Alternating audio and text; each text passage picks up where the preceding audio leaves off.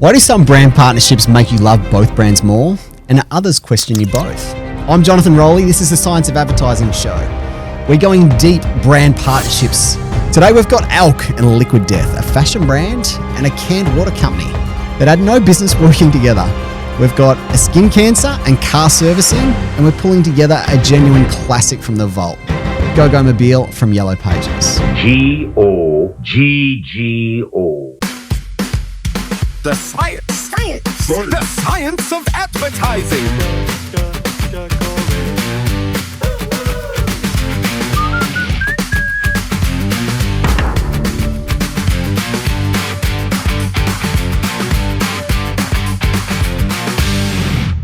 Today we've got Kristian Curcio from Corsa Group. Casey, welcome to the show and hope you're excited to dig into some of the science of effective advertising. Thanks for having me, John. I'm pretty excited about this one, especially the last one we're going to finish up on. G-O-G-G-O. How do I look for my big first date? So dead. But your lips look like they're dying. Someone say dying. Dad! Mr. Glothar! Here, try this new lip and balm from Liquid Death and e.l.f. Lip and balm? What's that? Well, lively lips use lip and balm. If you don't use it, your lips will be gone. Hydrating your lips is a necessity, or else they'll crack and fall off like you've got leprosy. So then your smile peels back and exposes your gums, and that's the worst part till the next part comes, cause the dryness of your lips spread all over your face, and your eyes pop out like a couple of grapes. If you don't use lip and balm, your flesh and blood will all be gone, and your skin will be all shriveled up and fall right off your face. Now your eyes are gaping and your skull's exposed, and you're not gonna love what's left of your nose. Now your blood and guts and hope are gone, cause you should have reached for one of the 6 delicious flavors of lip and balm. If you don't use lip and balm, then you'll just be a pile of blood and dry flesh, and your skin will fall right off your eyes and lips and face. Oh, that must be my date. Thanks for the lip and balm, Dad. You look beautiful, dear. Honey, Brayden's here. And his mom. Glothar? Cherry daiquiri? Oh, no one's called me that in 16 years. Mom? Dad? Sister? Lip and Balm comes in 6 of your favorite thirst-murdering liquid death flavors. Get yours at elfcosmetics.com/lip and balm. KC, that is the Jono. latest from Liquid Death and e.l.f. Adtopsy. What do you think of it? The science of advertising. I reckon that's an odd one for me, because for me, ads fit into the 2 buckets. Is the product or service it's selling a gain pleasure, or is it an avoid pain kind of product? That one is a bit of both, but it's a real entertaining factor one. I feel like I remember the concept. It reminds me of the Addams Family more than anything. And all I can remember in my mind is Liquid Death. I don't know if in about 60 seconds from now I'll remember what Liquid Death does. I probably associate it more to an energy drink. What about you, John? Well, before I go to me, what do you think of the ad? Do you think it works? Do you think it was effective, like from a creative director's perspective? Like, Yeah. if you were to mark it on effective scale, like... Effective scale, it's definitely engaging, right? Yeah. I normally look at ads from like, what's the idea? You know, can I explain it in one sentence? Yeah. Yes, it's a disruptive, engaging, memorable ad that you will remember. Yes, tick. Is it clear immediately what it does? As in, do I get it in the kind of like first 3 to 5 seconds what it is? Yes, I did, because it really quickly went to dry lips. So from that perspective, it got me on the hook. Yeah. Why choose this brand? Well, it really didn't go into anything about what I didn't really get so much about what is it, why it's good for me, why it's better than any other product or anything like that. I just got the problem that it solved really clearly in an engaging way, which regardless of whether I was a user of another product that in the same space that I was loyal to, it's so different. It is so out there, so creative from a creative director perspective. It's kind of what every creative director would want to do and have on their CV. Does that correlate to increased sales? is the question, right? But from that perspective, it's quirky and creative enough that I'd go, you know what, I will try that when I see it next in store. From that perspective, I think it was good. Love it. I go, this brand is home run at getting attention. Like, they are the cream of the crop. Why? Concept of prediction break. So the human brain is an advanced prediction machine. So anything that comes up on screen that breaks prediction, and this is what this brand does. Yep. Now go to partnerships. I look at e.l.f. Why e.l.f? Like, e.l.f. is massive. It has 40% share in the US. Yep. The demo is a 16 to 25-year-old female. Good overlap, or really strong overlap, with Liquid Death. So it's kind of a partnership made in heaven. Now, any partnership, you really want to leverage their fame, their glory, their customer base. And that's what they've done. I think Liquid Death have had 70 partnerships with brands like this. So they're really good at, it's very TikTok humor. It's short, it's sharp, it's funny, it's engaging. Like the ad, you can see it's got neural links all the way through. They use sound and music incredibly well. They actually escalate the music to increase your positive emotion, and they anchor it to their brand throughout. No one guesses in this brand what it's for. Even from opening scenes, you've got a can of Liquid Death, opening scenes. There's product all the way through. Liquid Death. The humor is very much Liquid Death. So they do a phenomenal job at fame. They do a great job of emotion, and especially the twist, the humor at the end. Again, prediction break. It's his son that's come through. In the previous version of this, which I think they got, the numbers escape me, but I think it was something like 16 billion views. Yep. The product sold out in 45 minutes. Like, it's just a great partnership, but a great use of humor. Yeah. I think with that, like just the brightness, the colorness, the on trend with that age demo, it resonates exceptionally well. And with it, it also has that like strong brand recognition that you're like, cool, I did buy it this time. Did I use it this time? Was it the best or was it not? It's topical, right? And it just stays in the top of your mind. Like, does that mean that it is going to then work, as you're saying, with those partnerships? Am I going to remember e.l.f. to keep going and buying e.l.f. later on? I don't know. How do you back this campaign up? See, this is the second version of the campaign with e.l.f. I think e.l.f. gets the immediate ROI of product. Yep. Liquid Death gets the fame and the audience. So this is actually a better deal longer term for Liquid Death. Short term, better deal cash-wise, e.l.f. Yep. Quick win. Quick win. The other thing I want to mention is memorable character. They have built awesome memorable characters within this. I think his name's Golthar. Like, he's kind of like the Kiss ripoff, but he was in the original, and then it was his daughter that came through. Mm-hmm. Now, same thing, it's his son came through, but they're really good at creating a really distinctive character. It's like Eye Patch Ogilvy days. It's like, how do you build a distinctive character? Because at the end of the day, there's two things that build memory better than anything else. It is memorable character, and it is sound or acoustic encoding, and they do both really well. We found from the data we've seen, that sound part of it attributes almost more than the visuals, because that's what plays into the multiple ways that we take and receive information. That sound part there is bang on, and just that transition of how it just goes like bang, up musical, it becomes a musical ad, and then all of a sudden we go to, now I'm going to be really serious dad, right? That it plays on your emotional triggers and it brings you in. So either way, it touches you. It doesn't matter, at irrelevant to what type of person and your emotional triggers are. Well, I think this is really interesting. If you talk to creatives, and right now everyone's all about emotion. How do you create emotional ads?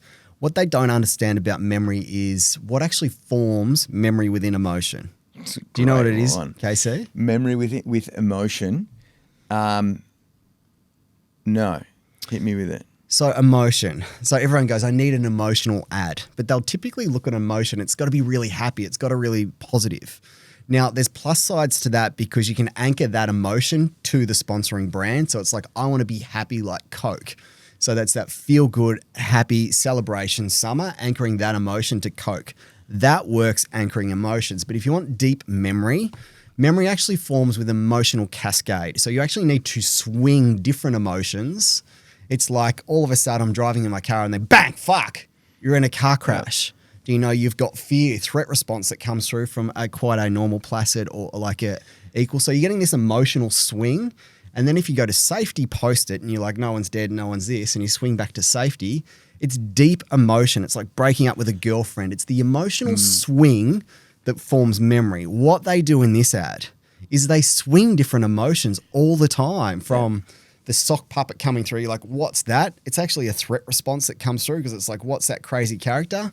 To happy, to fear. And they dance through all these different emotions, and that is actually what forms memory. So just having a happy, feel-good ad, and this is a problem a lot of creatives get into. It's like, we've got to have this positive emotion, but it's a sea of sameness, and everyone has this same up emotion rather than being, if everyone's happy and dancing around, how do I have something that's really sad and somber? Because in that environment, on say connected TV, you'll actually get deeper memory because it's really different to what everyone else is doing. Well, that's where I'd probably bundle each ad from an if we're referring to it as emotional, I'd bundle them into, is it a avoid pain product we're selling, or is it a gain pleasure? Is it a holiday that I'm getting? That's an emotional thing that I know it's on a clear drive, right? Now I've probably overseas between the companies that, like the production company I've been involved in, over 10,000 ads on TV in my tenure, right? Just on TV. Wow. And that's the principle going back nearly 18 years of how each one of them is, I've found success in applying. So you found success with like this pain pleasure, or like, how do I? Well, that underpins kind of, it's like step one is what one of those two emotions is it triggering? Is it, for example, and you're well across this one, solar panels or solar batteries, right? Something like that. Fundamentally, I am spending money to put something that goes on my roof that I would say doesn't make my house look good. It probably makes it look worse than what it did before, right?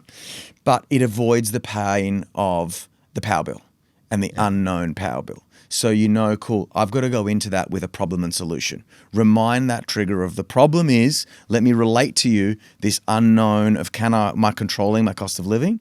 And then what is the solution? That's what you kind of... So if you were shaping an ad, you would actually want to push the wound, so to speak, or the pain, and make them feel that. So it was quite visceral. And then you'd connect. swing them to what's the emotional feeling when that problem's solved. Is that how you'd normally shape an asset? Pretty much. And then apply the idea to the target demo, being age group, largely. Yeah. Age group, where this kind of does... I think this ad does that really well from the onset, because your problem is, can I swear? Yeah. Shit, I'm going on a date. My lips are destroyed. I don't know if I'm going to be able to kiss this person, right? Bang, problem, worst nightmare in your teens, right? Cool. Solution, we get there through a happy-go-lucky. You bring me up. The sound and the music actually lifts your energy and frequency, right? As you brings you into that happy solution. Yeah. It's really interesting because in the US, the default format is actually 60 seconds, if not a 120. In Australia, it's 30 seconds. Yeah. And I just think the challenge is so much harder to do that in a 30 or a 15 compared to having a long form where they can really take... And the other thing is this, it's character, it's like a mini movie. Yeah. And that's the thing that really, it tells a story, products embedded.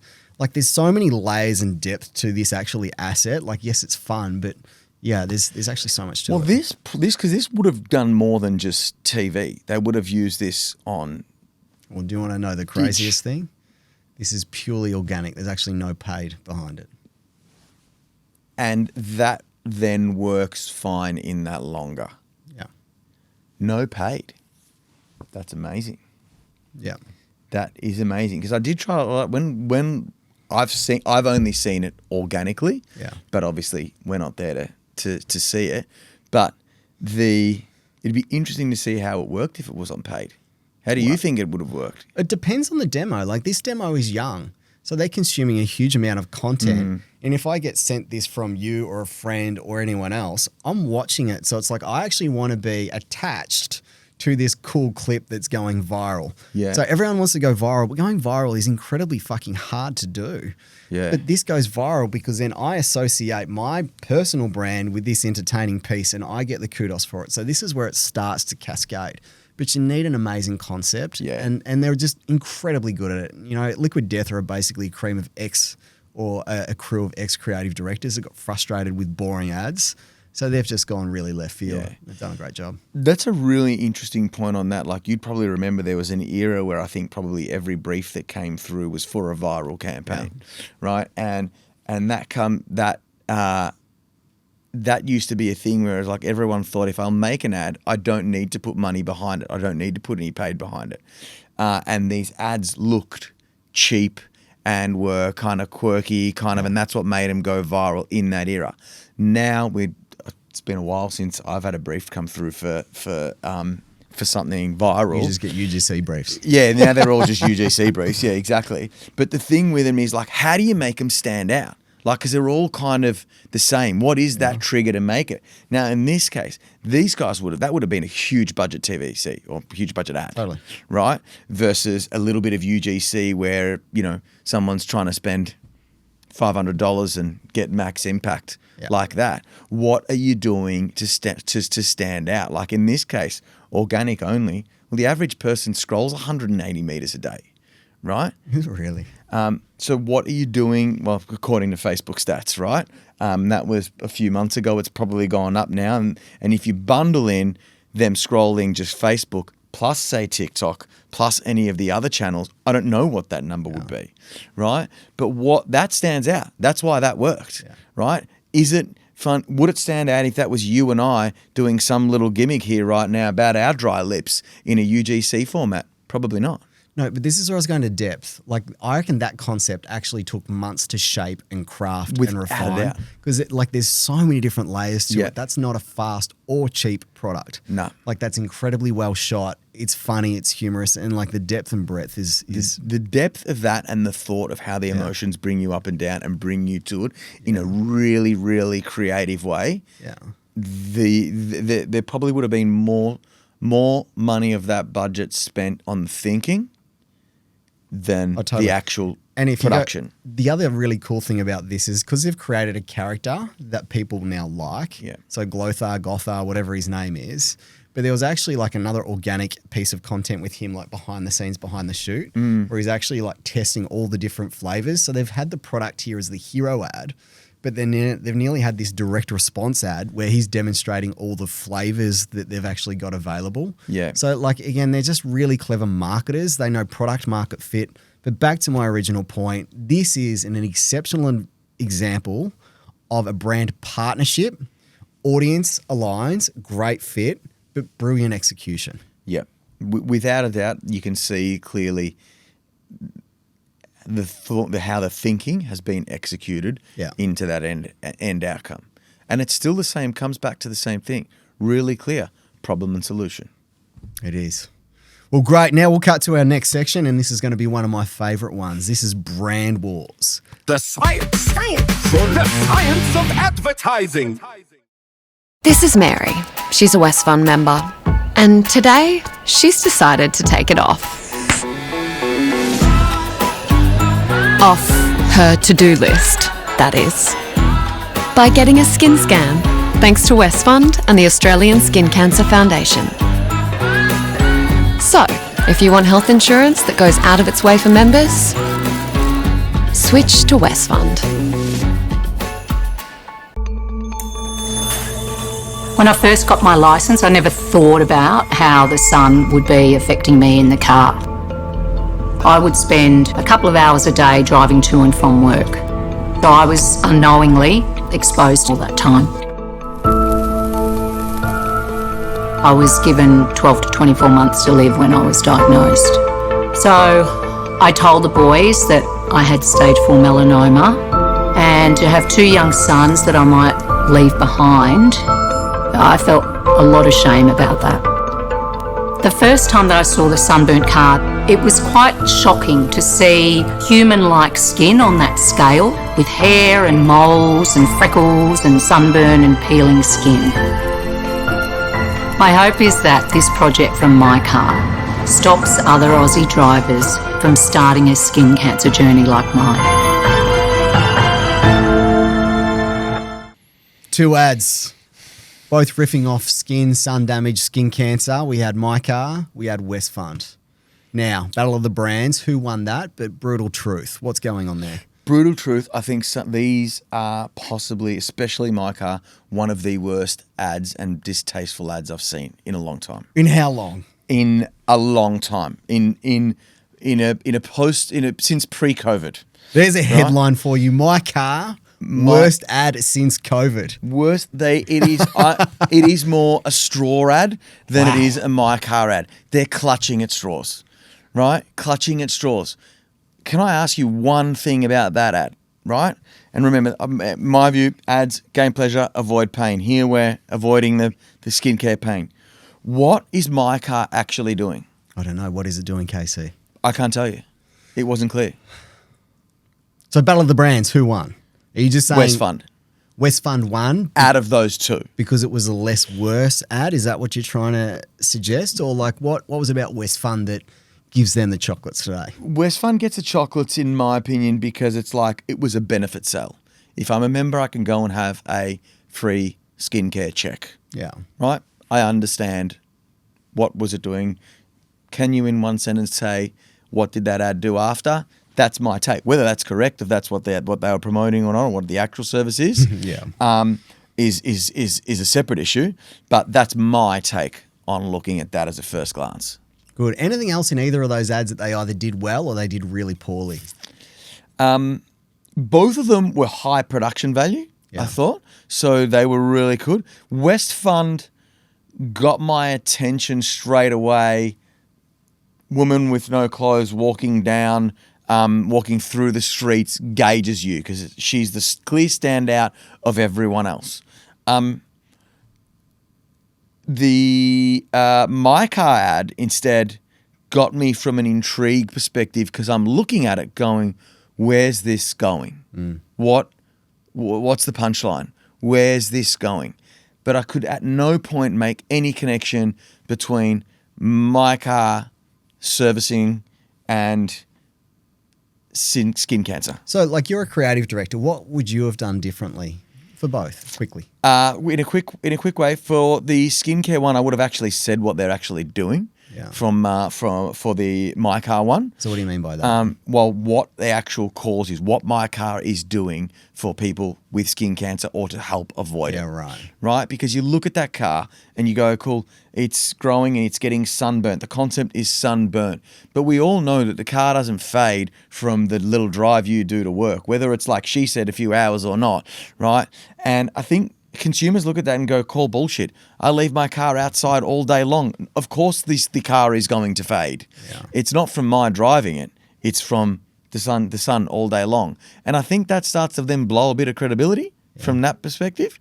Whereas if you say, hey, cool, like you're driving, your problem is you're driving, you're not realizing it, but you're getting exposed, bang, as a result of that, we are mycar are doing complimentary, window tinting, right? Whatever it is that they're doing. Or are they donating a percentage of every bit of sales to Skin Cancer Foundation?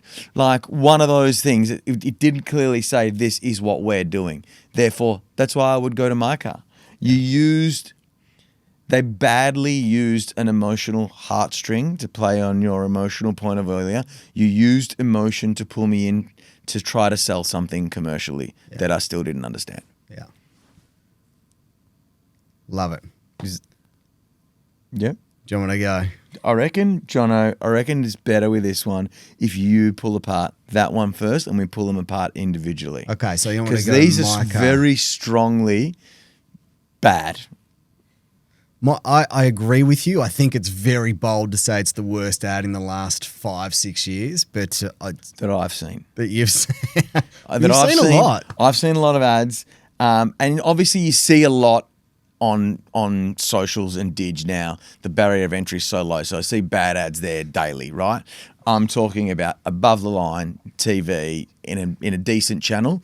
That would be one of the worst I've seen. Cool. I'm going to go through 3 things of why both of these aren't good ads. Westfund is better, much better. Without a doubt. And I'm going to talk about partnerships first. So the first thing about partnerships or brand partnerships is like, I want to leverage that audience or I want to tap into that audience. So right now we're talking skin cancer predominantly. Like, is that a skin cancer audience that I want them to link to my brand?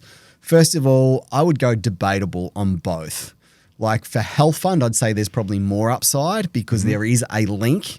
But for mycar, I don't understand the link at all. Why they built that fucking car that was like a human skin, that whole thing, if I've got repulse or aversion to that ad, as we were talking about before, what's the emotion that I'm linking to my brand?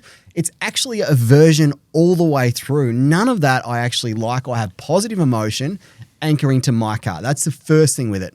It's like, do you remember Burger King where they had the moldy burger? Like they've got this moldy burger they're trying to go, it's organic and it's actually going to erode and it goes into nothing because it's all natural. No, clever. And this goes to boardroom brain. Smart idea, clever idea, but the execution, which is system one, it's subconscious. What are you actually linking to it? I'm linking a moldy burger to my brand, which is what Burger King did. This is the same for mycar. I'm linking skin cancer, something I don't want, to my brand. I go, be very careful with your partnerships, and this is a bad one in my view. I go, the execution of the actual ad. This has the vampire effect in it. If I didn't have this on a thread where I could actually see the sponsoring brand, I bet you if I surveyed 1,000 people, I'd be lucky to get 2 or 3 or 4 that would actually go, that's a mycar ad. So that's a big production. They actually created this thing. It's an expensive ad that does nothing to drive sales and growth. So that's my ultimate measure of any ad. Is this going to drive revenue for the sponsoring brand? Absolutely not. To your point, there's probably a loose thread or bow that you could make, but I'm a hard no on it. So, yeah. And the other thing on it, it had none of their brand colours. No, it didn't. Nothing at all. So from a brand perspective, I saw one little glimpse at the beginning of white, which didn't have their blue. Yeah. From a brand perspective, it's just lacking. But is that their saving grace because it's such a bad ad that you're not actually linked to it? Yeah, but someone spent a lot of money making an ad that I would say from a commercial creative perspective, it's not commercial. It's creative, but it's not commercially creative. It is not going to. I cannot see. I'd love to know what the results of that campaign were. It'll do nothing. I don't even need to see it. It's a piece of art. It's not actually something that's going to drive revenue for a business. Yeah, because someone is an artist and they've created a piece of art and it's an ad, and that's the challenge with Boardroom Brain. I've got a clever idea, but it doesn't drive commercial outcomes of success. I'd say it's also the issue, the challenge of which happens a lot, of creative non-commercially. Totally. Someone has had an idea. They've gone, I want to make this ad that's got these cool things. It's really clever, but it is not commercially going to actually move the needle for that client. Without a doubt, it would have gone backwards. No, it's done nothing. It's just wasted budget. Yep. But again, like if I am looking at a tyre or auto shop, what's important to me?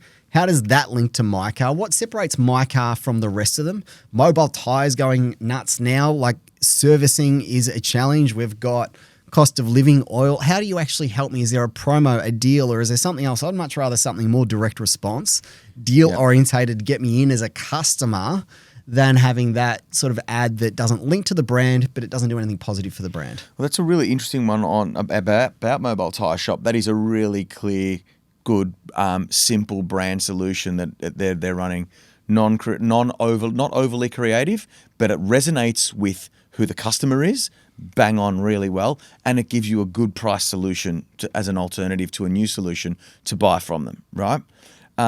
We worked on many years ago a campaign which ran for several years. I can't remember exactly, but several years for UltraTune, which was a competitor to mycar. Yeah. And these ads were they were risque dressed women. You? Huh? Was this you? Yeah. Yeah, they were in the like plaid leather. Yeah, they were called the Rubber Girls because the first ones that they did, they were wearing tight rubber outfits, and obviously it was promoting tyres, right? Yeah, was the first lot. But that campaign, now many argued and complained that it did bad brand damage to UltraTune, but its whole thing was around selling their roadside assist. Yeah, which was the main thing, which is why they were so extreme. It was a new product for them. Was that the girls that got stuck in the car and there was a train coming or something? Was that they got one? stuck in a train? They got stuck in a car wash. They got stuck on the edge of a cliff. We hung a Porsche over the edge of a cliff, and then had a UltraTune roadside helicopter come and actually get them as they climbed up out of it. And these, despite the many complaints, one of the goals was evolved to getting in the 3AW top 12 complained about ads. Now, people would complain, and the company had really good data analysis at the time. They actually found that they were getting more than doubled in earned media from what they were actually spending from the publicity of them. Their sales were way higher each time each one of those campaigns would launch than any other campaign they'd done historically, which was just like... See, how interesting is this? Because I go, most clients aren't bold and they aren't courageous. So the one thing I'll say about mycar is huge credit and kudos. That is bold, courageous. Yep. If actually going live with that, because that's not what most people would do. So huge kudos for doing it. It's just, in my view, the wrong, bold, courageous decision. Whereas if you go auto-tune, was it? Ultra-tune. Ultra-tune. Do you know, bold, courageous. But linking back to Liquid Death, they created 2 characters that were memorable. They were like porn stars or something like that? The Ultra-tune one? Yeah, there was... It's questionable where they actually came from. We might save that one for another conversation.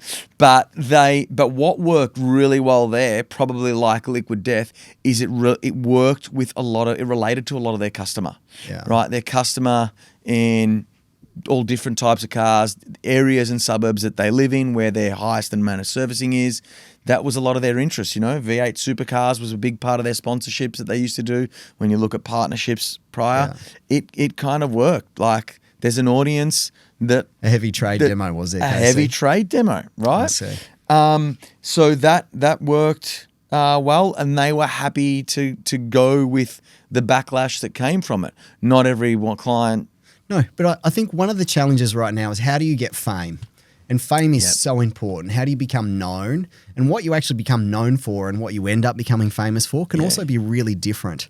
And that's where I think mycar has they've pushed it to something, like you're playing on an emotional thing here. Like, some people are going to look at that and go, yeah, okay. Others are going to be like, well, I am a target demo of that, but I had skin cancer. That's not cool. You're trying to commercialize on it. Totally. And I think you would lose a big percentage of people. Agree. Now, Westfund. Now, what they did well, it was a positive emotion. The music attached to it actually built into the emotion. They did get attention, like they were very deliberate with a girl walking through half naked. They did have Westfund branded in the opening sequence as well, which a lot of these ads you don't. Where they literally run the ad and they'll try and brand it in the last 2 or 3 seconds, whereas we're looking at emotion. Where is that peak of emotion or cascade? Now do I anchor my brand to it? Yep. So they did have their orange colours and orange stamps. So someone has thought about the detail. Now, the challenge I have with Westfund is it didn't really tell me anything or give me anything as like, why should I go to Westfund through to any other organisation? And I think the interesting thing, if I was looking at health insurers, we've done some deep insights that there's a brand called AIA that have partnered with the AFL. I'm not sure if you've seen their sponsorship, but that's all about feel good, get healthy. Yep.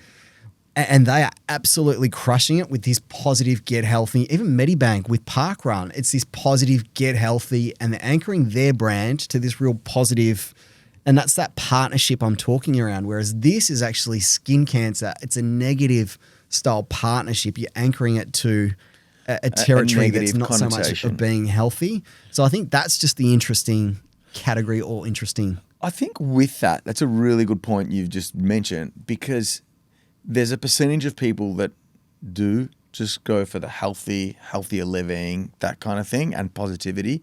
But there's also a percentage of people that linger in that, like, kind of avoid pain, negativity. That's what you were talking about before, right? And that does tick that of like, oh well, I want to avoid that. I'll sign up with them if I get a free skincare check. Right? But shouldn't have that been in the offer then? Like, that feels like the missing loop.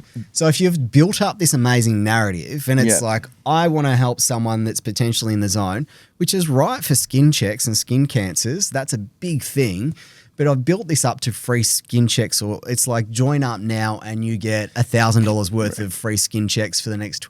Like, should that have been that part of the should have message? exactly been what the ending should have been. And that would have turned a standout or creative concept that's catching attention into a good performing commercially creative ad, right? That last bit, if they had a shave maybe 5 seconds off the end of it, maybe 5, 10, something like that. I didn't actually see the full runtime of it. But if that gave you then a clear straight offer at the end, sign up now, get 2 free skin care checks a year or whatever that might be, you go, cool, I know now why I'm signing up now, right? Otherwise, without that, it's sort of like, cool. I understood the girl walking down, I understood it was Westfund, but it actually didn't really say health insurance properly. No, I don't think it hit. And this is brand performance. Yep. I think they're both. Yep. It's just what is your time horizon for getting your performance outcome? So what I mean by that, if I'm making a brand ad, any brand ad I've been involved with, anything from Jeeps through to like you name it, you actually see an uptick in performance, even if it doesn't have an offer or a call to action. You see an increase in performance day one. Yeah. Most people go, it's brand, it's for tomorrow's customer, you're not going to see it. But no, bullshit, because there's people shopping today. If your message really relates, they're going to perform. Now, the challenge I have with Westfund is I think it's a nice ad, it's a safe ad, it's done a good job. I don't think it's very memorable, and I don't think Westfund is that memorable within the brand. No. The concept is the hero. The girl is actually the hero. Westfund is trying to anchor off it. And that's where I'd go, this is vampire effect as well. It's like I've seen the ad, but I can't actually recall the sponsoring brand. Yeah, without a doubt. And they had so many opportunities to actually do that. You could have, because it didn't need to go as long as it did. Yeah. Yeah. And I suppose the question with that is, like, what's the trade-off of it? Like, cool, you remember her or you remember it, but you haven't really. But that's where you've lost brand. If I don't remember Westfund or I haven't built brand equity into that asset or become famous, you go again, it's poor investment. It's not like I don't recall it at all with mycar, but it's not a huge branded asset where I'm adding or owning a category entry point. Like, shit, I need skin checks. This is going to be expensive. Does my health insurance fund cover it? Oh, Westfund, they're the guys I need to go with because I'm going to need skin checks every 6-12 months now from here on in. Yeah. And this, and this is where it kind of like brings it back to that commercial creative aspect. Is it commercially? Does it have a good commercial, a good call to action? What is it, right? Because brand ads for the sake of brand ads never move the needle. No, they don't. It's kind of today's customer tomorrow. Yep. It should be both. Yeah, and you usually educate someone to go and look at it. But what will happen is without that being really clear, usually a competitor is then going to pick that customer up online because they're going to have clearer messaging. Yeah. Good, KC. We're going to go to our final segment. Beauty. This is the GOAT Files, the greatest of all time, some of the best ads throughout history, and we love the Australian examples, and we've got one right now from Yellow Pages. Let's go.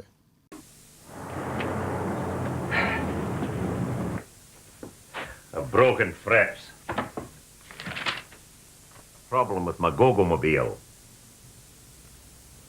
Goggomobile. Problem with my Goggomobile, and I was wondering if G-O-G-G-O. Problem with my Goggomobile. And yeah? Yeah? No, not the dart. Not the dart. I always think it's the dart. It's a weird ripper.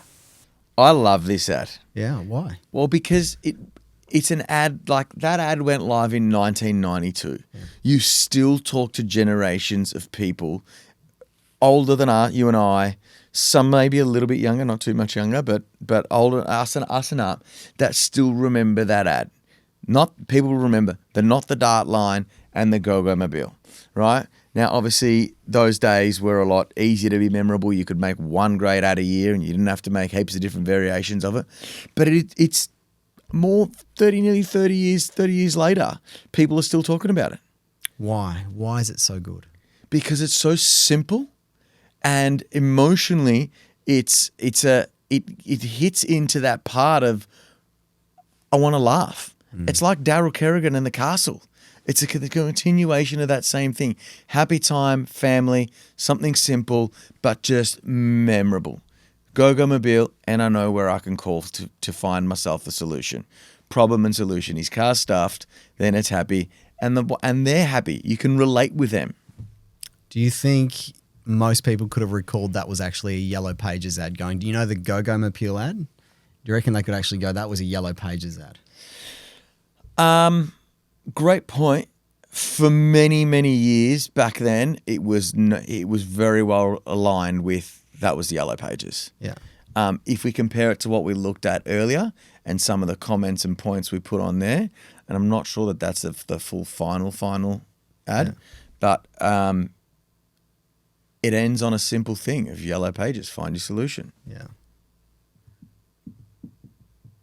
What else, Casey? What else do you love about this? Well, that ad, that built that character that was so memorable. I think Shannon's then went on to use him as well for car insurance. I thought so. I'm pretty sure. Yeah. And then he was the face of that for a long time. So they created a character that actually continued to evolve and... Yeah, they created a character that continued to evolve, and I think I don't think it was that Goggomobile, but it was a different type of a Goggomobile that they continued. They hijacked the asset. They hijacked the asset, right? So he became the strong enough brand that was memorable. Love it. Look, there's some really interesting things in this, and like the first is I'll go episodic memory and semantic memory. So episodic memory is one exposure to a piece of information or a data point. Semantic is 3 or more reference points. So when you've got a semantic memory, that actually becomes an independent memory that you can refer to. Now, if you go through this ad, the beautiful thing about it is there's sequences of 3. So a semantic memory is actually 3 things. Mm-hmm. If you go through AI right now, a lot of the copywriting actually has a sequence of 3. It's actually the brain's natural rhythm and pattern that it wants to work through, and it's really seamless. Now, if you go through, I've got a problem with my Goggomobile. I've got a problem with my Goggomobile. I've got a problem, 3. G-O-G-G-O, 3. Not the dart. Oh, not the dart. 3. Really simple. Now, what becomes really interesting in this if you're talking memory? So memory is just not embedding memory. The most powerful memory is when you retrieve. So it's like learning. Yep. If I read a textbook and I read, but then someone asks you a question and it's the first time you've ever been asked a question to retrieve the information, you're like, shit, I don't recall any of it. But as soon as you start retrieving memory, that is actually where memory formation starts to form in a really deep level. So sound, music, if you can sing, like we looked at the first one with Liquid Death, if you start singing like Lip Emblem or Emblem, whatever it is, like when you start retrieving that song, that is deep memory formation that forms. When you start going, not the dart, or you go G-O-G-G-O, that is deep memory formation. It's why 30 years on, you can still recall this ad because you've retrieved this memory. Now that's sound. Sound is incredibly important when it comes to ad. Thoughts on that? For me, the 3 that I normally kind of apply to all ads is clarity, differentiation, and the memory bit, right? I think that is really clear. Most ads in today's day and age will try to tell you too much. Yeah. Right? They'll throw in, a whole heap of things, right? And you really got to remember one thing. But it's repetitive, right? Isn't it? It's repetitive. Most ads will rush those points really quickly so that they can cram more in the ad. This here has just gone simple. Like 80s and 90s ads were like this, weren't they? They were just really simple, really clean. But it talks to system 1, which is subconscious, which is easy. It's processing fluency. It's really simple. It's not complex. It's a kiss approach. Keep it simple, stupid, right? A confused mind never buys, right? You remember exactly what it is there. You told me 9 times the problem and the solution consistently. Yeah. And from that perspective, that's why I think it's just such a great ad. Well, it is. It's one of the GOATs, one of the greatest of all times. Yep. KC, huge thank you for coming on today's show. KC's from Corsa Group. He does some brilliant work. We've done some work together. Yeah. Love KC's work, love his team. They produce some really, really good content. So there's going to be links below, so you can either subscribe to the podcast, and we'll also have KC's links. If you want to get in touch with KC, you'll know where to find him. But thanks for tuning in, and until next time, this has been the Science of Advertising Show. Thanks for having me on, Jono. Have a great day, guys. You're very welcome.